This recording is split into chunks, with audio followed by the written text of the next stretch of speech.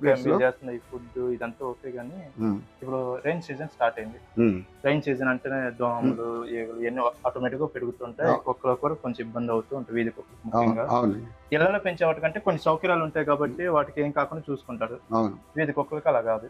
ఇలాంటి సమయంలో ఈ రైన్ సీజన్ లో వీటికి మీరు ఇక్కడ మీరు కాపాడుతున్న వీధి కుక్కలకి ఎలాంటి సౌకర్యాలు మీరు ఏర్పాటు చేస్తారు? మేము వీధి కుక్కల్ని ప్రతి జనరల్ గా మనం ఇంట్లో పెంచుకునే కుక్కల్ని ఏ రకంగా మనం చూస్తామో అదే రకంగా వీటికి మంచాలు సెపరేట్ గా దానికి మంచాలు ఉంటాయి. వాటికి పక్కది వేసి పరుపులు కూడా వేస్తుంటాము. ఇవి గమనించారు కదా, ఇవన్నీ కూడా మంచాలు. వాటికి ఒక్కొక్క దానికి ఒక్కొక్క మంచం ఉంటుంది. అట్లాగే ఈ పరుపులు కూడా మనం వాటికి వేస్తాము. దీనివల్ల ఏంటంటే వాటికి వెచ్చదనం కూడా కలుగుతుంది.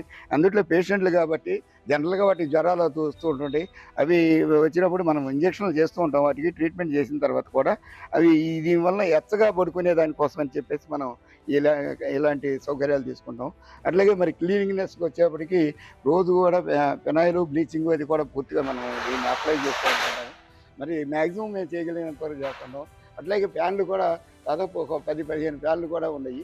రోజు మొత్తం ఈ ఫ్యాన్లు అది వేయటం వల్ల కొన్ని ఈగలు అవి కూడా పోవటం, ఆ తర్వాత మంచి గాలి అది వాతావరణం కూడా రావటం. అందుకని ఇదంతా కూడా ఓపెన్ ప్లేస్లో ఇవన్నీ పూర్తిగా సిక్ అయినటువంటి డాగ్స్ అన్నీ కూడా ఇక్కడ ఈ ఏరియాలో ఉంటుంది. కొంత రికవరీ అయినటువంటి మళ్ళీ వెనక పక్క రూములు ఉంటాయి.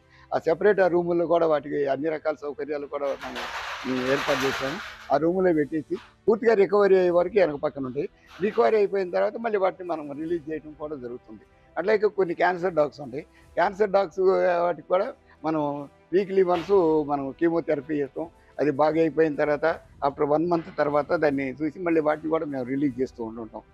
చూసారుగా ఫ్రెండ్స్, ఇప్పుడు జీవ కారుణ్య ఆశ్రమం గురించి సార్ అన్ని డీటెయిల్స్ వివరంగా చెప్పారు. సో మీరు కూడా మీ తోచినంత సహాయం కానీ లేకపోతే మీ తరపున మీ బాధ్యత, సమాజం పట్ల మనకున్న బాధ్యతను ఒకసారి నిరూపించుకుంటూ వీధి కుక్కల పట్ల మనకు కూడా ఒక దయ చూపించి మనం వాటిని పెంచాల్సిన అవసరం లేదు, కానీ మనకు తోచిన దాంట్లో కొంచెం ఫుడ్ వాటికి ప్రొవైడ్ చేస్తే వాటి ఆకలి తీర్చవచ్చు.